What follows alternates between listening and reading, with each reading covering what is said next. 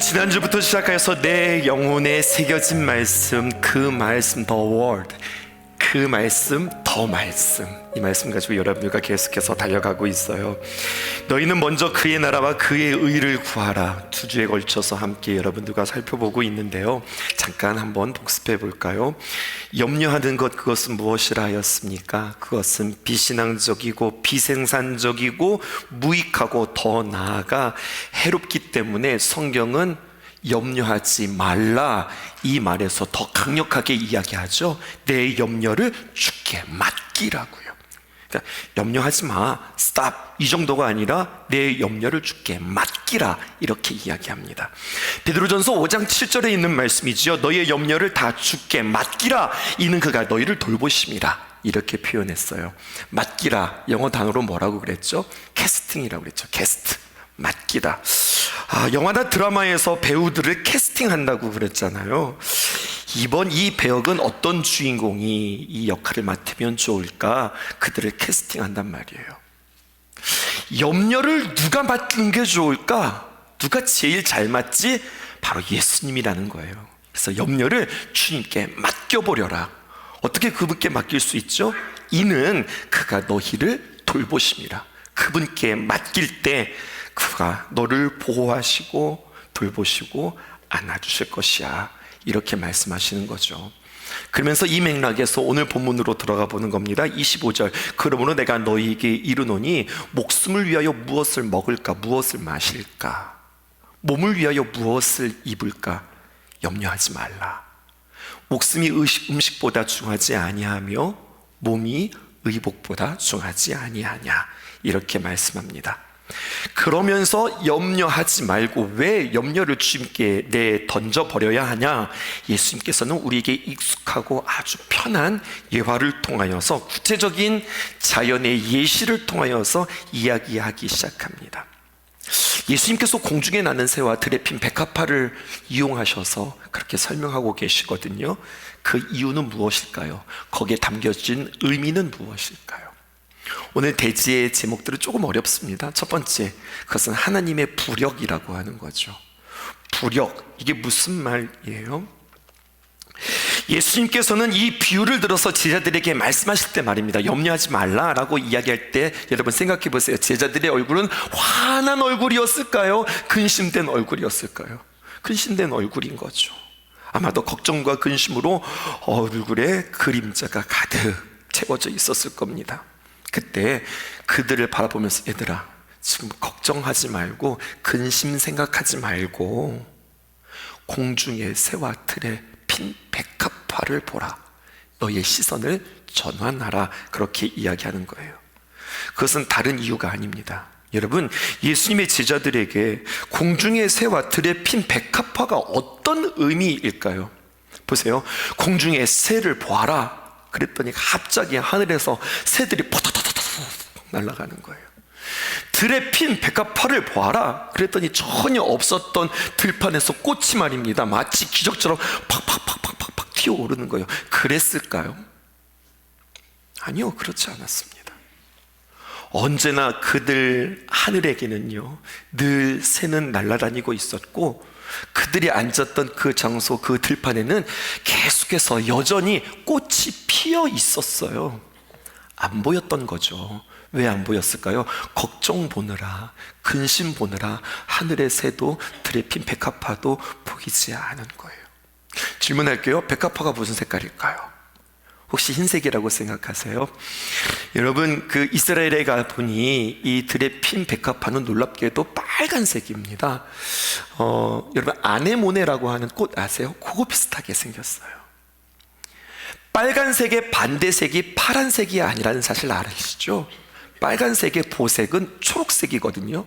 그러니까 여러분, 파란 잔디와 같은 곳에 빨간 아네모네 꽃이 피었으니 얼마나 대조적인 꽃이 얼마나 눈에 선명하게 잘 들어올까요? 그런데 문제는 걱정과 근심에 그렇게 쌓여 있으니 그렇게 명암이 뚜렷한 그 색깔의 꽃도 눈에 들어오지 않더라는 이야기입니다. 그러므로 걱정과 근심이 있을 때 하늘에 새가 날려다녔고 늘 그들 옆에 들에 핀 백합화가 빨갛게 맺혀 있었지만 내 염려와 근심에 몰두하느라 그것들을 보지 못했던 거지요. 여기서 하나님의 부력이라고 하는 말이 나오는 겁니다. 부력이란 물체를 물 위에 뜨게 하는 힘이에요. 수영해 보시면 알죠? 물속에 들어가면 첨벙해서 들어간단 말입니다. 그 물속에 푹 가라앉죠. 그때 중요한 것은 무서워하거나 당황해서는 안 된다는 겁니다. 좀 내 몸에 힘을 빼고요, 그리고 그 물에 내 몸을 맡기고 이렇게 가만히 있으면 나도 모르는 사이에 이게 살짝 뜨지요. 이것을 부력이라 이야기합니다. 우리의 삶 속에도 한번 적용해 볼까요? 걱정과 염려가 찾아올 때에 내가 메었던 일들, 내가 고민했던 것들, 그것에 매이지 말고 잠시 멈추고 고민과 걱정에 내가 함몰되지 말고 하나님의 은혜에 내 몸을 한번 이렇게 맡겨보시죠. 내가 집중하는 시선을, 염려를, 그 걱정을 하나님께로 한번 돌려보시죠. 하나님을 생각하는 겁니다. 하나님의 은혜를 생각하는 겁니다. 그동안 나에게 도우셨던 하나님의 손길이 무엇인지를 기억하는 겁니다. 그러면 깊은 수렁에 빠졌던 것만 같았던 걱정과 근심과 두려움에서 우리는 나도 모르는 사이에 평안하게 떠오름을 경험하게 되어질 것이에요.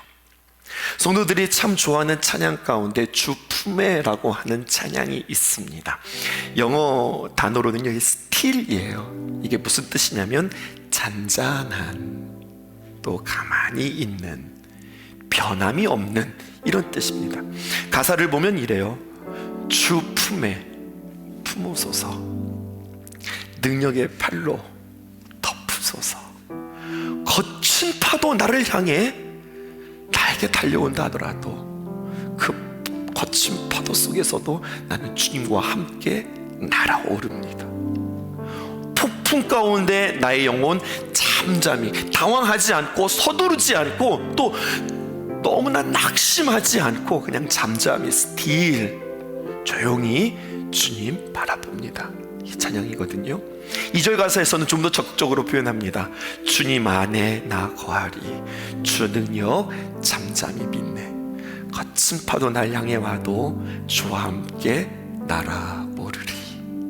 폭풍 가운데 나의 영혼 잠잠하게 주 보리라. 오늘 본문 보세요. 주님께서는 제자들에게 이것들을 말씀하실 때에 설명하지 않으세요. 설명하지 않고 어떻게 하시느냐? 오늘 본문 보실까요? 26절 보세요. 공중의 새를 보라, 심지도 않고 거두지도 않고 창고에 모아들이지도 아니하되 너희 하늘 아버지께서 기르시나니. 한번 밑줄 쳐보실까요? 너희는 이것들보다 귀하지 아니하냐? 이렇게 하세요. 물어보세요. 27절 보세요. 너희 중에 누가 염려함으로 그 키를 한 자라도 더할 수 있겠느냐? 또 28절 보실까요? 또 너희가 어찌 의복을 위하여 염려하느냐? 예수님께서 설명하시는데 질문하시거든요. 근데 여러분, 이 질문은 내가 물었으니 한번 대답 좀 해봐, 이런 뜻이 아닙니다. 이것을요, 수사학적 질문이라고 그래요. 이러한 표현 기법은 언제 쓰느냐? 너무나도 명확하고 너무나도 분명하지 않니? 지금 이렇게 이야기하는 거예요. 이거 너무나도 자명한 사실이잖아. 예수님께서는요, 그들에게 설명하실 때 정말로 다양한 수학적 기법을 통하여서 그들에게 이야기하시는 거예요. 믿음과 염려는 절대 공존할 수 없다. 걱정하는 그리스도인, 이건 너무나 그리스도인들에게 어울리지 않는 단어야. 이렇게 이야기하시는 거죠. 자, 보십시다. 예수님께서 말입니다, 이런 수학적 방법을 동원하면서까지 난 이런 방법도 쓴다, 지금 이거 자랑하는 거 아니잖아요. 전달하고자 하는 메시지가 있는 거잖아요. 이런 방법까지 동원하시면서 주님께서 강조하시고자 하는 그 메시지는 무엇일까요? 공중의 새를 돌보시는 하나님, 들에 핀 백합화도 키우시는 그 하나님, 우리는 누구지? 하나님의 형상에 따라, 하나님의 계획에 따라 우리를 지으신 하나님, 그리고 우리를 구원하시기 위해서 예수 그리스도를 주시기까지, 예수 그리스도를 주시고 사신 나, 이 내 몸이란 말입니다. 하나님이 돌보시고 지키시는 새와 풀보다도 너희들이 더 귀하지 아니하냐. 주님께서는 지금 강력하게 호소하고 있어요. 너희들이 그렇게 나에게는 소중하고 귀한 존재라고, 이걸 이야기하는 거죠. 참 감동이 되죠. 그런데 모든 사람들이 감동하지 않았단 말입니다. 그때 말입니다, 그들의 삶 가운데, 아니 우리 이야기도 마찬가지고, 얼마나 냉혹하고 얼마나 냉험합니까 여러분. 참으로 생계를 이을 수 없는 당장의 의식주 문제 때문에 고민하고 있는 이들에게 이 예수님의 이 말씀들이 그들에게는 어떻게 들렸을까요? 지치고 고단한 삶 속에서 지금 이것은 산상수훈의 한 대목이잖아요. 예수님의 말씀에 뭔가 소망을 가지고서 그들이 그 거룩한 언덕에 오릅니다. 거룩한 성산에 올랐습니다. 그리고 주님께서 자리에 앉으시고 예수님께서 말씀해 주시는데 그 말씀이 왠지 뜬구름 같는 거예요. 나는 지금 너무 배고픈데, 나는 지금 너무 힘든데 하늘의 새를 보라, 또 땅에 핀 백합화를 보라. 이 예수님의 가르침에 그들이 아멘 이렇게 고백했을까요? 공중의 새를 보라니, 들의 백합화를 보라니, 이거 너무 낭만적인 이야기 아니야? 너무 이건 비현실적인 이야기 아니야? 뭐 그냥 막말로, 예수님 공중의 새도 죽는 거 아닙니까? 들에 핀 이 백합화가 영원합니까? 바람 불면 비틀어 말라지지 않습니까? 뭐 반기를 들면서 이 너무나도 낭만적인 이야기에 되물을 수 있잖아요. 이러한 허공에 뜬 말이 망각의 아편 아닙니까? 또 종교의 도취 아닙니까? 이렇게 막 도전할 수도 있단 말이에요. 여러분, 이렇게 이야기해 올 때 누가 쉽게 턱턱 대답할 수 있겠어요? 한번 상상해 볼게요. 오늘 지금 제가 여러분들에게 마태복음 6장 30절에서 31절에 있는 말씀 전하고 있어요. 30절, 오늘 있다가 내일 아궁이에 던져지는 들풀도 하나님이 이렇게 입히시거든 하물며 너일까 보냐, 에이 믿음이 작은 자들아, 막 꾸짖으면서 제가 막 설교하고 있단 말이에요. 31절, 그러므로 염려하기 이르기를 무엇을 먹을까, 무엇을 마실까, 무엇을 입을까. 성도 여러분, 이런 거 하지 마세요. 막 성도들을, 염려하는 성도들을 막 이렇게 꾸짖으면서 설교하고 있단 말이에요. 상상하자는 거예요. 근데 여러분, 그런데 말입니다, 갑자기 사이렌이 울리는 겁니다. 이게 무슨 소리지? 갑자기 사이렌이 울리더니 알고 봤더니, 상상하자고 그랬어요, 전쟁이 터졌다는 겁니다. 갑자기 사이렌이 울리고 공습경보가 울리고 전쟁이 터졌다니까 성도들이 예배 드리다 말고 지금 막 다 핸드폰을 검색하고 있는 거예요. 전쟁이 일어났대.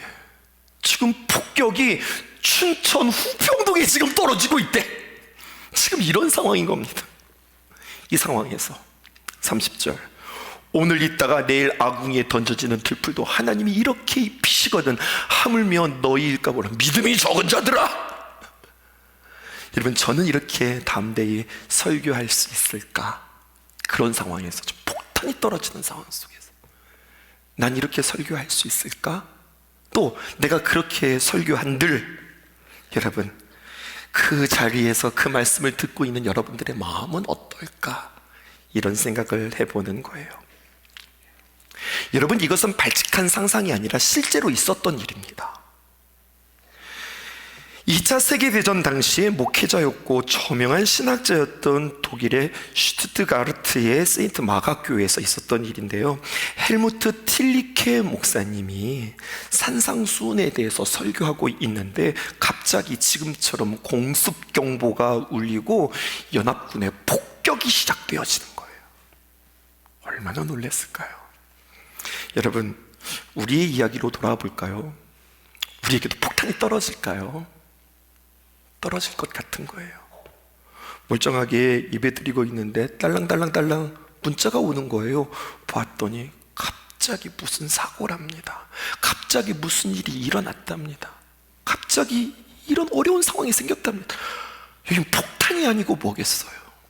여러분, 그 가운데서 우리는 걱정하지 말라, 근심하지 말라, 이 말씀을 어떻게 순전히 우리 마음 가운데 받아들일 수 있을까요? 대단한 믿음이 요청되어지는 상황입니다. 헬무트 틀리케 목사님의 책 중에 이런 책이 있습니다. 현실과 믿음 사이. 진짜 지금 사이렌 울리는 거예요? 여러분, 현실과 믿음 사이. 참 멋진 표현이죠. 여러분, 그리고 참 비장한 그러한 책 아닙니까? 영어 그 제목이 이렇게 적혀 있어요. Life can begin again. 여러분, 다시 한번 여러분의 삶을 시작할 수 있습니다. 이런 뜻이거든요. 근데 이 책에서 목사님이요, 이런 이야기를 했어요. 새와 백합화의 비유는, 이 비유를, 그 내용이 중요한 것이 아니라 이 비유를 누가 했느냐에 따라서 모든 상황은 판이하게 달라집니다. 이렇게 이야기하는 거예요. 만약에요, 이 이야기를 낭만적인 자연 애호가나 아니면 몽상가의 입에서 나왔을 때의 말과 이 말이 예수님에게서 나왔다, 그러면 그 의미와 그 전달력의 파급력은 정말 달라지는 겁니다. 예수님께서 우리에게 근심 없는 새와 들의 백합화를 딱 보이시면 우리는 우리가 보던 것들을 멈추고 주님이 보라는 그 손가락 끝을 바라보면서 볼 수밖에 없어요. 여러분, 주님이 말씀하시면 우리는 경청하며 들을 수밖에 없어요. 왠 줄 아세요? 그분이 이 땅에서 사신 그 삶은 근심 없는 새와 맑고 밝은 그 선명한 백합화와 너무나 처지가 멀었습니다. 산상수훈을 가르치시는 그 예수님은요, 사실 십자가의 그늘이 하루하루 시간이 지나면 지날수록 그 십자가의 그늘은 예수님께로 다가오는 것이었어요. 십자가의 그늘 아래 우리는 편히 쉽니다. 십자가의 그늘이 우리에게는 안식이고 평안입니다. 하지만 예수님의 십자가는 사망이요 하나님과 예수님의 분리입니다. 끔찍한 시간이 예수님께 다가오는 겁니다. 예수님께서 내일을 염려하지 말라 말씀하시는 그 명시하는 순간에도 예수님의 눈에는 십자가가 선명하게 보이는 겁니다. 먹금으로 뒤덮인 그 미래가 보이는 겁니다. 뚜렷이 그 증거가 하루하루 자신에게 보이는 겁니다. 너무나도 불안한 상황이고 너무나도 힘든 상황들을 마주하고 있는 예수님의 입술에서 염려하지 말라, 근심하지 말라라고 하는 그 말씀은 쇼가 아닙니다. 놀랍게도 그 사망 앞에서, 그 십자가의 그 사명 앞에서 예수님은 평안하셨습니다. 왜? 이유는 한 가지요. 하나님을 믿는 믿음이 그 예수님께 있었으니까. 여러분, 이러면은 오만이고 이러면은 거짓이에요. 나는 불안한데 염려하지 말라, 이거는 너무 거짓된 메시지 아닙니까? 나는 행복하지 않아서 여러분들 행복하세요, 여러분 이렇게 해야 행복합니다, 행복의 비결을 가르쳐준다, 이건 말이 안 되는 거잖아요. 나는 미워하면서 여러분들 용서하면서 살아가세요, 이건 말이 안 되는 거잖아요. 평안을 말씀하신 그 주님은, 주님이 요한복음에 이렇게 이야기하십니다. 내 평안을 너희에게 주노니. 주님에게 그 십자가에 참혹한 사명이 있었음에도 불구하고 그 안에 평안이 넘쳐 흘렀던 겁니다. 그리고 이 평안이 너희에게 있기를 원하고, 이 걱정과 근심을 맡기는 이 비결이 너희들에게 있기를 원한다, 이것을 주님께서 말씀하시는 거예요. 염려와 근심 가운데 주님은 하나님을 믿는 그 믿음으로 말미암아 부으려 그 현장에서, 그 근심에서 뜨시는 겁니다. 이 은혜를 여러분들도 경험할 수 있기를 원해요. 어떻게 경험할 수 있을까요? 두 번째, 하나님의 부력을 이야기했다면 두 번째, 시험의 범위가 있다는 겁니다. 누가 공부 잘하는 거예요? 시험 범위 안에 있는 사람들이 그 안에 있는 것들 가지고 공부 잘하는 거죠. 사랑하는 성도 여러분, 염려하지 말라라고 하는 것은요, 성도들의 삶에 염려스러울 것이 없다, 이것을 보장해 주시는 말씀이 아닙니다. 어떤 말씀이냐면요, 하늘에 계신 하나님이 나의 아버지임을 믿니? 이것부터 주님께서 물으시는 거예요. 하늘에 계신 우리 아버지의 돌보심을 넘는, 그 하나님의 범위를 넘는 고난은 하나님의 귀한 자녀들에게는 없다, 이걸 이야기하시는 거죠. 하나님께서 그것을 결코 허용하지 않는다 말씀하는 거예요. 다른 말로 표현하면요, 하나님께서 위로하시지 못할 고난은 없다라고 하는 거죠. 로마서 8장 28절입니다. 우리가 알거니와, 여러분 아셔야 되는 말씀이에요. 우리가 알거니와 하나님을 사랑하는 자 곧 그의 뜻대로 부르심을 입은 자들에게는, 우리가 지금은 이해가 되어지지 않고 지금 우리는 받아들이기에 너무나도 벅차고 힘들지만 이 모든 것들이 합력하여서 선을 이루시느니라, 합력하여 선을 이룬다, 이것을 우리가 알기를 주님께서는 원하시는 거예요. 여러분 이 말씀을 정말 믿으십니까? 오늘 본문 25절에 보니까 이렇게 표현되어 있어요. 그러므로 염려하여 이르기를 무엇을 먹을까, 무엇을 마실까, 무엇을 입을까 하지 말라. 몸을 위하여 무엇을 입을까 염려하지 말라. 목숨이 음식보다 중하지 아니하며 몸이 의복보다 중요하지 아니하냐. 이렇게 25절에 말씀하셨다면 방금 31절이 띄워졌죠. 31절에서 똑같은 말씀을 반복하고 계세요. 앞에서는 어떻게 설명하셨어요? 앞에서는요, 뭐뭐 하지 아니하냐, 수사학적 방법으로 물으셨다면 이제 두 번째 예수님께서 가르치는 방법은 무엇이냐? 반복입니다. 훌륭한 스승이셨습니다. 중요한 것들에 대해서는 수고로이 여기지 아니하시고 계속해서 반복하시면서 이야기하십니다. 여러분 31절에 염려하여 이르기를 무엇을 먹을까, 무엇을 마실까, 무엇을 입을까 하지 말라. 이 부분을 스펄전 목사님은 설교하면서 이렇게 이야기했어요. 참 재밌는 표현을 하셨는데요. 무엇을 먹을까, 무엇을 마실까, 무엇을 입을까, 이것은 염려의 삼위일체다. 염려의 삼위일체라고 표현하셨어요. 여러분 혹시 여러분들은 염려의 삼위일체를 끌어안고 살아가는 거 아닙니까? 성부, 성자, 성령님을 모시면서 살아가는 것이 아니라 염려의 삼위일체를 섬기면서 살아가는 여러분들 아니냐고요. 32절, 이는 다 이방인들이 구하는 것이라 너희의 하늘 아버지께서 이 모든 것들을 너희에게 있어야 할 줄 아시느니라. 기독교는요, 우리의 신앙은 우리의 육체의 삶의 필요를 무시하거나 부인하는 신앙을 말하는 게 아닙니다. 우리 몸 누가 만들어 주셨어요? 하나님이 만들어 주셨죠. 무슨 말이에요? 하나님이 만들어 주셨으니 우리 몸 또한 너무너무 귀한 거예요. 그리고 이 귀한 몸을 채울 수 있도록 하나님께서 모든 것들을 창조하시고 섭리하시고 돌보신다고 말씀해 주세요. 예수님은 그리스도인들에게 요청하십니다. 자신의 안전을 위하여서 분별력 있는 준비, 여러분 이것에 대해서는 금지하지 않으셨어요. 잘한다 말씀하셨어요. 예수님께서 금지하신 게 있어요. 그럼 바로 뭐냐? 분별력 없는 염려, 이것은 금지하셨단 말입니다. 즉 자신의 안전에만 몰두하면서 살지 말라는 이야기하는 거예요.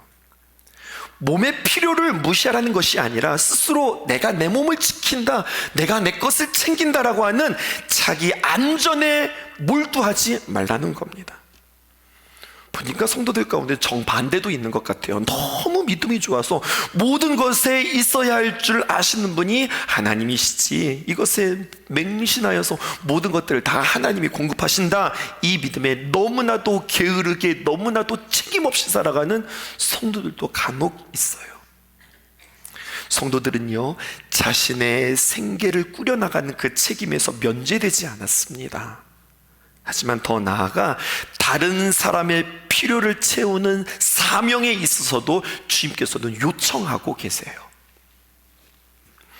이 땅에 굶주림과 고통의 사람들이 너무나도 많아요. 이것은 하나님의 공급이 충분하지 못해서가 아닙니다. 사랑의 나눔이 충분하지 못해서 그렇습니다. 우리는요, 염려는 끌어안고 책임은 밀어내면서 살아가는데 오늘 주님은 우리에게 이렇게 요청하세요. 책임을 사명으로 안고 끌어안고 살고 염려는 내번져라, 이렇게 우리에게 말씀하시는 거죠. 그리고 드디어 우리는 요절 말씀을 만나게 되어지는 겁니다. 들어올 때마다 지난주부터 시작해서 현관 로비에 여러분들 말씀 붙어 있는 거 보고 계시죠? 이게 우리에게 요절 말씀이거든요. 오늘 본문 말씀 33절 읽어보십시다. 이렇게 기록되어져 있습니다. 시작. 너희는 먼저 그의 나라와 그의 의를 구하라. 그리하면 이 모든 것을 너희에게 더하시리라. 마지막 세 번째 대시, 그것은 바로 우리의 기도의 우선순위라고 하는 겁니다. 잘 아는 말씀이죠. 익숙한 말씀이기 때문에 우리가 소홀하기 쉬운데요, 여러분, 이 말씀을 하실 때 주님께서는 앞에서는 수학적 언어 표현으로 또 강조하시기 위해서 반복으로 이야기하셨다면, 세 번째, 여기에서는요 이 명령을 현재형으로 하셨어요. 이것은 이런 의미입니다. 현재형으로 하셨다라고 하는 것은요, 그의 나라와 그의 의를 구하라고 하는 것이 일생에 있어서 단 한 번의 결단과 그리고 헌신을 말하는 것이 아니라, 현재적이라고 하는 이야기는요 계속 지속적으로 우리는 그의 나라와 그의 의를 끊임없이 기도할 때마다 구하라고 주님께서 우리에게 요청하고 있어요. 이것이 성도들의 삶에 뚜렷이 나타나는 아주 특징이라고 우리에게 이렇게 말씀해 주고 있는 겁니다. 그리스도인들은 누구냐? 그의 나라와 그의 의를 날마다 끊임없이 구하는 것. 그러면 정의하셔야 되죠. 그의 나라가 무엇입니까? 그의 나라, 이 나라, 저 나라, 공간의 개념입니까? 아니라고 그랬죠. 하나님의 나라는 저기 저 나라가 아니라 하나님이 다스리시는 곳입니다. 우리가 교회 안에 있지만 여기에 악한 마귀가 다스리고 있다면 우리는 지금 지옥 구덩이에 있는 겁니다. 가정에 마귀가 쥐어 흔들고 있으면 그 가정은 천국이 아니라 지옥입니다. 그런데 우리는 빌립보 감옥에서 찬송하는 바울을 만났어요. 그 가운데 하나님께서 다스리고 계시니까 그것이 예배 처소가 되었고 그것이 천국이 되었다고요. 하나님의 나라는 통치 싸움입니다. 하나님 앞에 구하시란 말입니다. 하나님, 이곳에서도 하나님 임재하여 주시고 하나님 다스려 주시고 하나님 통치하여 주십시오. 그래서 우리는 예배 때마다 기도하는 거예요. 우리의 모임이 그냥 사람들의 모임 되지 않게 하시고 주님 다스리시고 주님 통치해 주세요. 기도한다고요. 이게 하나님 나라. 또 그의 의를 구하라. 이건 무엇일까요? 우리 하나님은 졸지도 주무시지도 않고 뭐 하시는 분이세요? 일하는 분이세요. 아무거나 닥치면서 일해요? 아니요, 한 가지를 위해서 일하세요. 그것은 바로 무엇이냐면, 하나님은요 결국 하나님의 의를 이루기 위하여서 하나님께서는 오늘도 일하고 계시는 거예요. 그리고 우리에게 십자가를 주셨고 죄와 사망에서 우리를 자유케 하셨습니다. 이제 저는 여러분들에게 가장 중요한 복음을 전하려고 합니다. 그리고 이 말씀을 여러분들에게 전할 수 있음이 저에게는 너무나도 기쁩니다. 이제 잘 들으셔야 됩니다. 이 말씀 드리기 위해서 이제까지 우리는 계속 걸어온 겁니다. 복음 중에 복음은 로마서 8장 1절에서 2절에 있는 말씀, 그의 나라와 그의 의가 어떻게 연결되나 보십시다.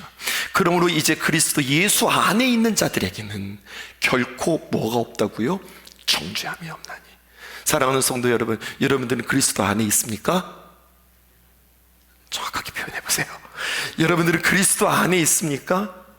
다른 말로 표현하면 예수님이 나의 구주, 나의 하나님으로 고백하십니까? 근데 저는 알아요. 왜 앞에서 질문했을 때 왜 우리의 대답이 흐렸는지. 제가 그것을 설명해 드릴게요. 로마서 8장 1절에서 2절 함께 읽읍시다. 그러므로 이제 그리스도 예수 안에 있는 자들에게는 결코 정죄함이 없나니 이는 그리스도 예수 안에 있는 생명의 성령의 법이 죄와 사망의 법에서 너를 해방하였습니다. 그리스도 복음 안에 있는 우리는요, 오늘 성경에 보니까 죄의 영향력, 죄의 통치 아래 있지 않다고 선포하고 있어요. 생명의 성령의 법이 죄와 사망의 법에서 너를 해방했다, 너를 자유케 했다. 여러분, 이것은요 내가 죄를 지어도 상관이 없다 이런 말일까요? 권투의 예를 들을게요. 여러분, 권투 선수 말입니다. 링 밖에서 샌드백을 치면서 열심히 훈련했어요. 근데 이것 가지고 실력이 늘지 않죠. 샌드백은 그냥 가만히 있는 거 아닙니까? 맨날 그것만 치니까 누구든지 할 수 있는 거예요. 어느 정도 훈련이 됐다면요, 링 위에 세웁니다. 그리고 상대를 붙이지요. 나는 프로예요, 아마추어예요? 아직 아마추어고 초보란 말이에요. 그랬더니 아니나 다를까 상대방이 나에게 그냥 한 방을 뻥 날리는데 그 펀치에 그냥 나가 떨어져 버린 겁니다. 나는 안 되나 보다. 나는 어쩔 수 없나 보다. 난 못 싸우는가 보다. 무슨 이야기 하는 거예요? 죄가 우리에게 찾아와서, 고난이 우리에게 찾아와서 우리의 삶을, 우리의 자아를, 우리의 영혼을 한 방을 먹여버리는 겁니다. 그냥 거기 빵 하고 나가 떨어지는 거예요. 안 나가 떨어진 사람처럼 왜 그렇게 앉아 계시는 거예요? 다 지고 다 실패하고 다 넘어지는 거잖아요. 그런데 말입니다, 그때 하나님께서 우리 곁에 오시는 거예요. 말씀해 주시는 거예요. 괜찮아, 다시 하자. 할 수 있어. 걱정하지 마. 도와줄 거야. 자, 힘내고 가드 잡고 다시 준비. 하나님께서 말씀하세요. 예수님께서 오세요. 예수님께서 피범벅이 된 나를 주님의 거룩한 보혈로 씻어주세요. 새롭게 하세요. 치료해 주세요. 우리의 연약함을 채워주세요. 높은 것들은 깎아주세요. 낮은 것들은 높여주세요. 성령님이 우리에게 오십니다. 위로하십니다. 그리고 새 힘을 주십니다. 그리고 새 힘을 주실 뿐만 아니라 비결과 지혜를 가르쳐 주십니다. 예, 네가 왜 졌는 줄 알아? 너 혼자 싸워서 그래.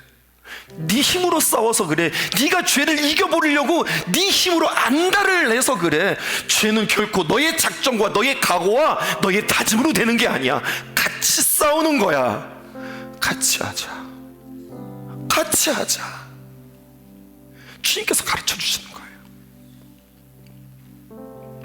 갈라디아서 2장 20절에 있는 말씀, 내가 그리스도와 함께 십자가에 못 박혔나니 그런즉 이제는 내가 사는 것이 아니요 오직 내 안에 그리스도께서 사시는 것이라. 내가 이제 육체 가운데 사는 것은 나를 사랑하사 나를 위하여 자기 자신을 버리시는 하나님의 아들을 믿는 믿음 안에서 사는 것이라.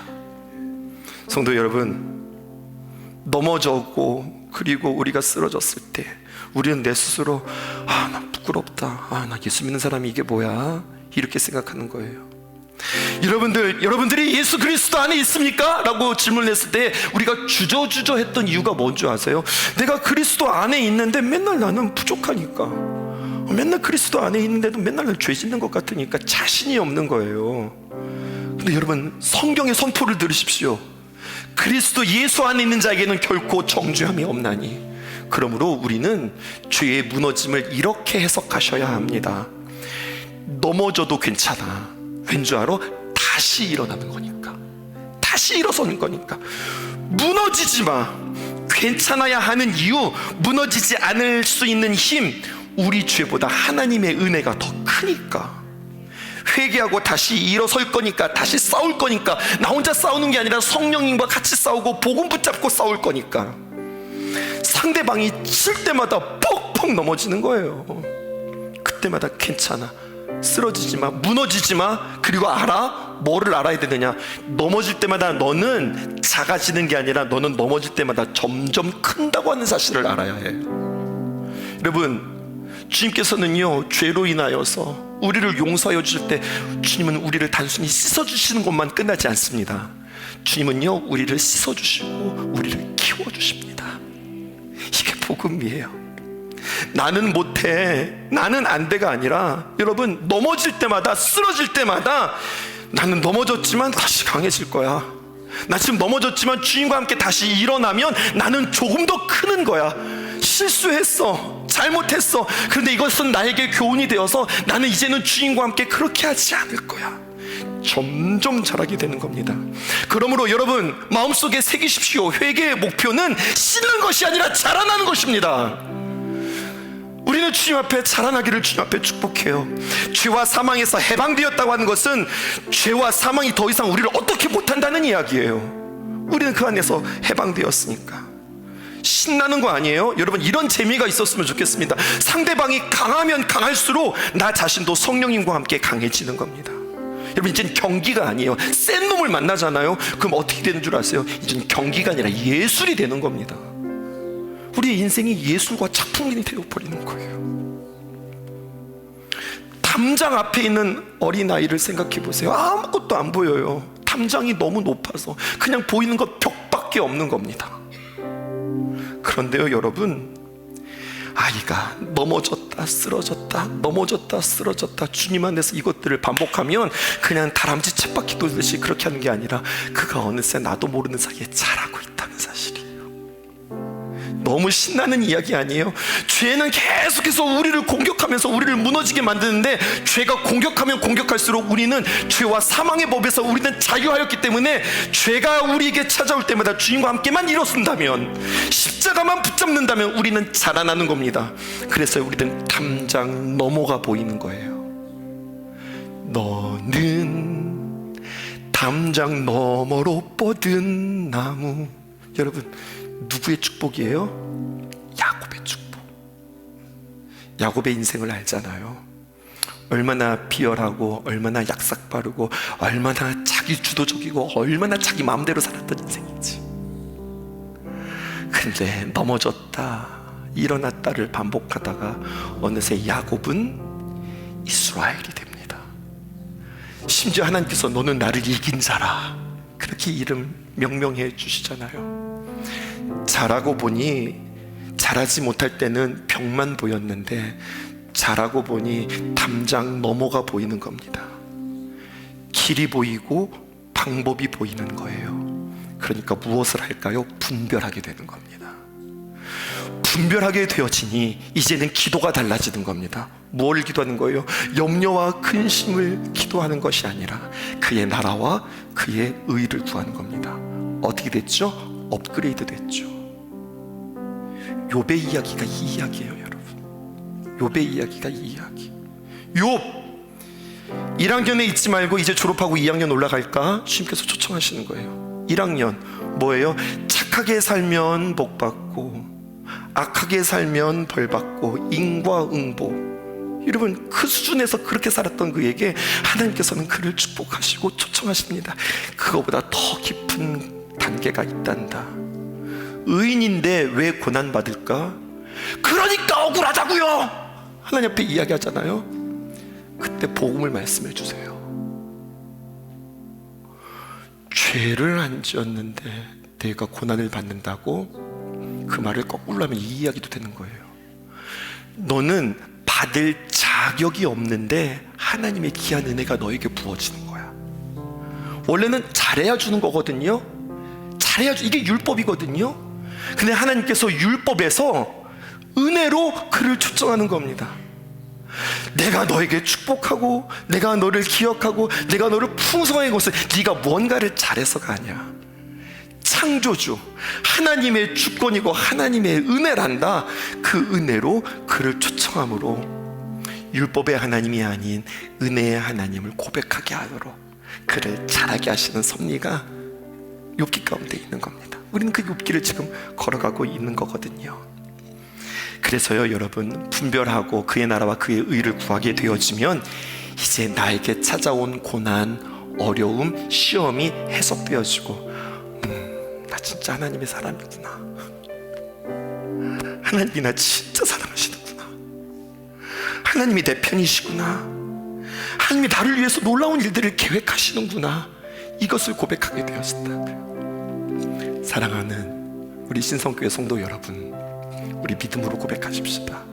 너의 말이 아니라 오늘 나에게 주시는 말씀으로 함께 말씀을 읽고 우리 마칩시다. 복음의 말씀은 이렇게 마무리되어집니다. 로마서 8장 35절입니다. 누가 우리를 그리스도의 사랑에서 끊으리요?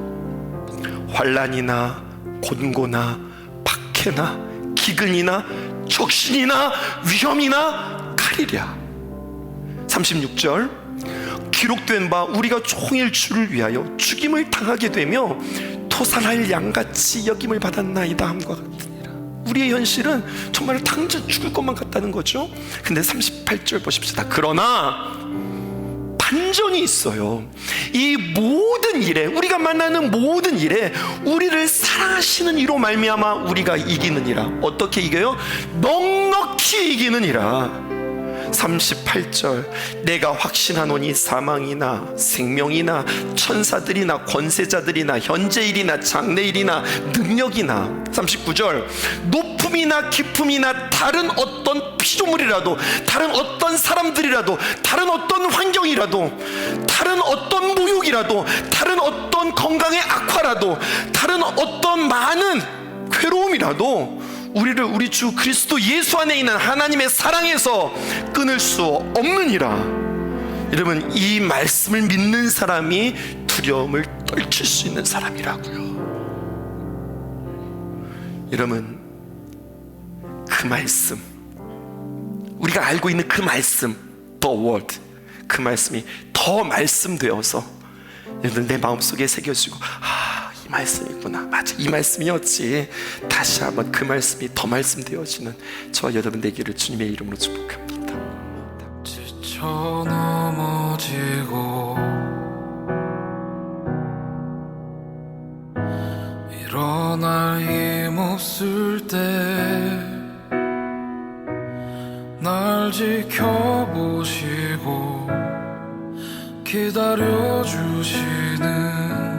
주님, 주 계시네. 삶이 힘겨워서